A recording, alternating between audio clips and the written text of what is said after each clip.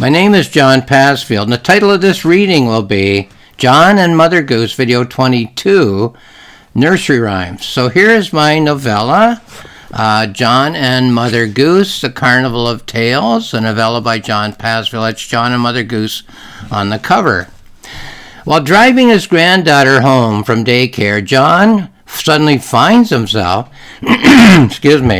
standing in the midway of a carnival of Mother Goose fairy tales.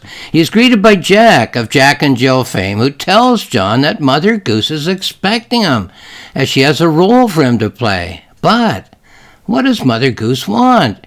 Why does she think of John as a writer of detective stories? And why, when she meets John, does she greet him as a long-lost son?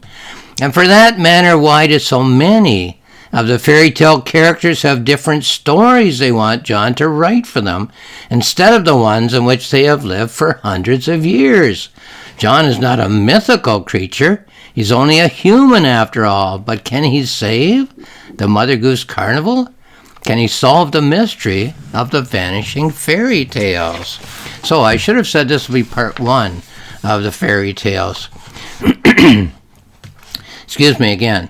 This novella draws on some of the most familiar nursery rhymes, certainly the most familiar in the English language, verses which Mother Goose is having performed in her Carnival of Tales. So as he strolls along the midway, John watches the nursery rhyme characters act out the stories in which they've been living for hundreds, perhaps thousands of years. At the back of the novella, I've included a number of nursery rhymes. Excuse me again, I just can't get that frog out of my throat. Some of which are acted in the story of the novella, and some of which are not. I will read some of these verses, and then make a few comments about the timeless appeal of nursery rhymes. So let's go to page 75. This is at the back of the book after the story is completed. Here we go. Old Mother Goose, when she wanted to wander, would ride through the air on a very fine gander.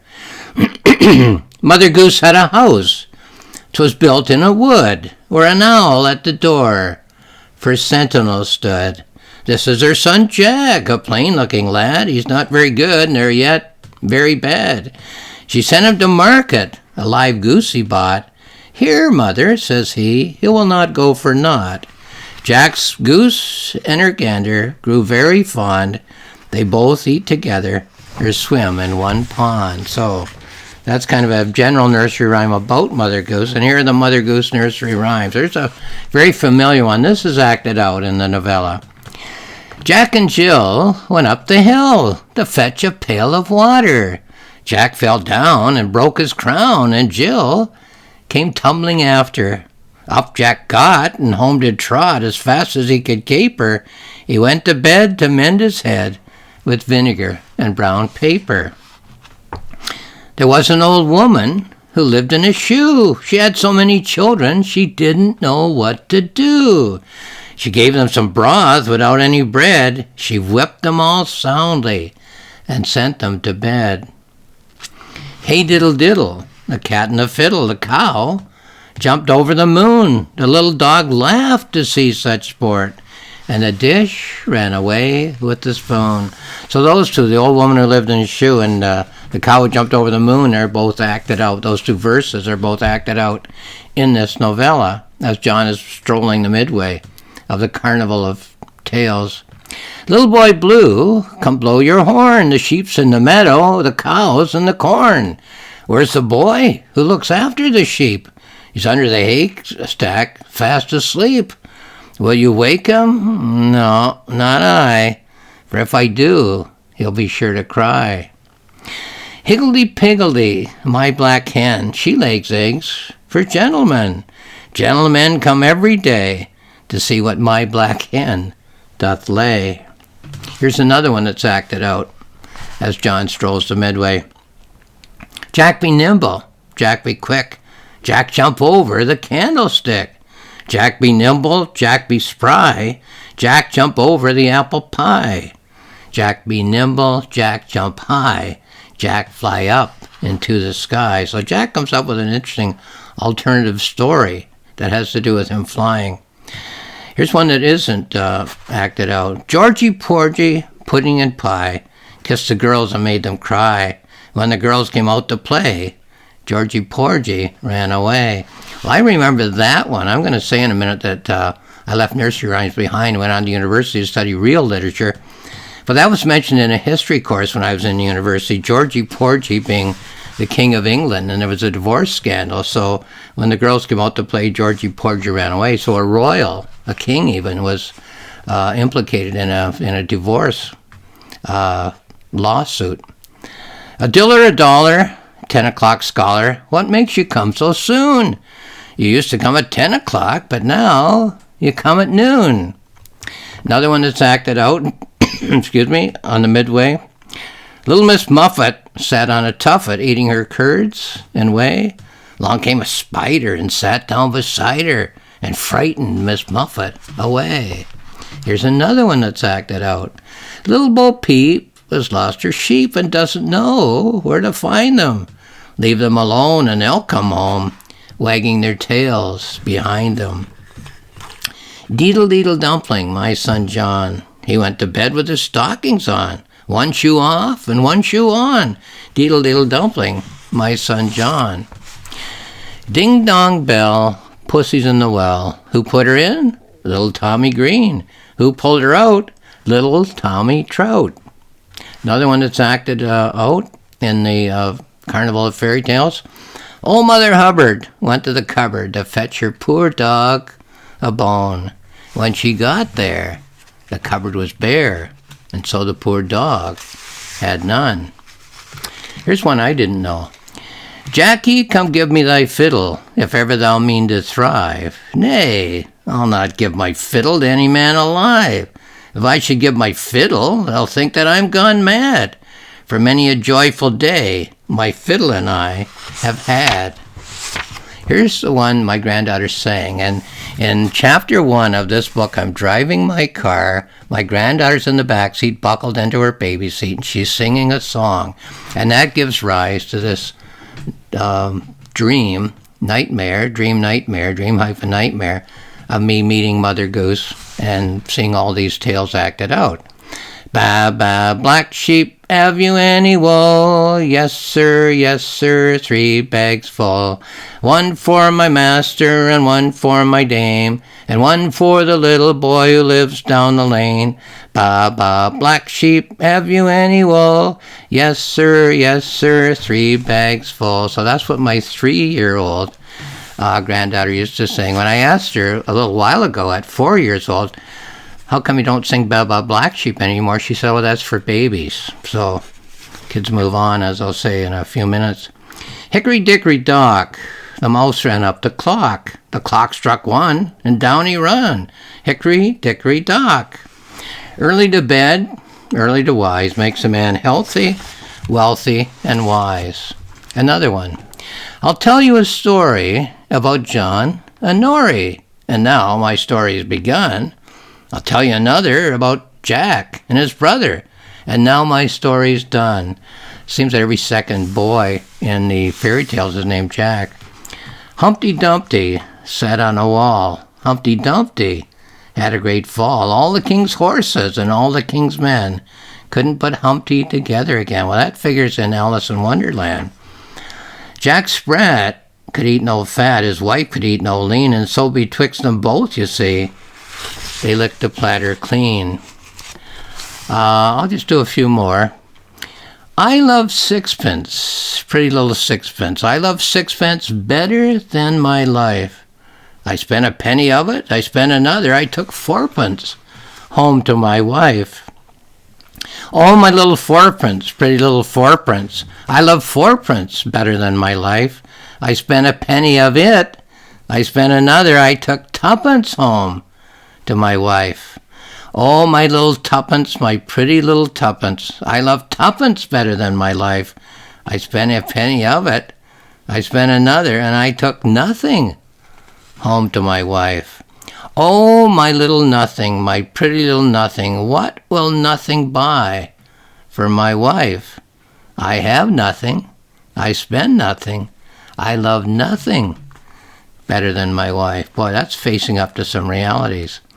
Little Jack Horner sat in a corner eating a Christmas pie. He put in his thumb and took out a plum and said, "What a good boy am I." Little Tommy Tucker sings for his supper. What shall he eat? White bread and butter. How shall he cut it without a knife? How can he marry without a wife? And a couple more. Ladybird, ladybird, fly away home. Your house is on fire. Your children will burn. And the last one I'll read. Mary, Mary, quite contrary, how does your garden grow?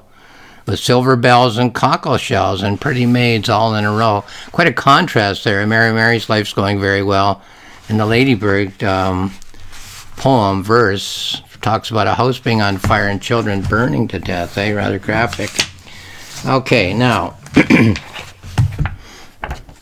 as a little boy, I learned and enjoyed nursery rhymes, as every other child learns and enjoys them. They're all in rhyme, and they all had vivid characters and simple stories, and the verses were short. So I sang them and chanted them at home and at school. And as my granddaughter used to do a year or so ago when she was 3 years old, I sang them to myself. I would sing them to myself as she did for the sheer pleasure of the characters and the stories. And then, as my 4-year-old granddaughter is doing now, I left these simple rhymes behind and went on to stories that were more suitable for older children, and then for teenagers, and then for adults. When I got to university, I studied the serious literature of the English language and in translation of the world heritage. It wasn't until I was writing my 16th novel, Beethoven the Ninth's Immersion, that I got interested in folk tales and nursery rhymes again. So I'll just hold that up. Here's my 16th novel, Beethoven the Ninth Immersion. Beethoven plunges down into the creative milieu to write his Ninth Symphony. So Beethoven the Ninth Immersion. It's available on Amazon. Now, I got interested in folk tales while researching the Beethoven story in order to write that novel. I wanted to couple the surface story of the topic of that novel, the writing of the Ninth Symphony, with deepening imagery. And in reading the Beethoven biographies, I learned that Beethoven would compose his music while walking from village to village in the German countryside. I also became aware that at this time the Brothers Grimm were showing that all of the German countryside, not only all the German countryside, but the whole European countryside, was filled with stories. Stories whose authors were no longer known, and often whose origins were no longer known, as these stories were passed down from generation to generation, and often moved with slight variations across cultures. So I decided I would get the Brothers Grimm books and select certain nursery rhymes and extract the essence of those nursery rhymes and include their essential characters, settings, and actions as a layer of deepening imagery in the mind of my main character, Ludwig van Beethoven. He lived in Germany. He lived in the German countryside. He would hear these stories at every inn that he stopped at for a drink or supper. Much later, as I was getting ready to write this novella, John and Mother Goose, I found my granddaughter singing nursery rhymes in the back seat of my car, as I mentioned before, a couple of days a week, excuse me again, when I picked her up from daycare. I often think that the most frivolous comment can sometimes be a very profound comment. So when I have John say in this novella, here's what he says: "Where would I be without these stories? I used to sing them in the sand pile. I'm sure it's the same with every other writer. These stories are the nourishment for the brain. Life comes at it as adult chaos. They show us the patterns of childlike thought. These stories are paths through tangled brambles. These yarns are the lanterns that light our way. These tales are the girders of the bridges we walk across. These tales cannot live without characters.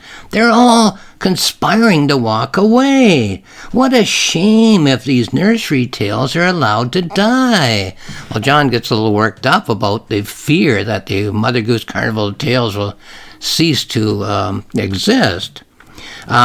So it's a comic exaggeration, maybe bordering on absurdity, but it's also a profound truth. I think the reason why we're not sure whether such comments are ridiculous or profound is that nursery rhymes are so simple, so elemental, and seemingly much more appealing to children than to adults, that we realize paradoxically two things. One, that the characters and stories of these nursery rhymes are at the core of human existence as we understand it, and yet somehow, number two, they are not quite worthy of adult attention.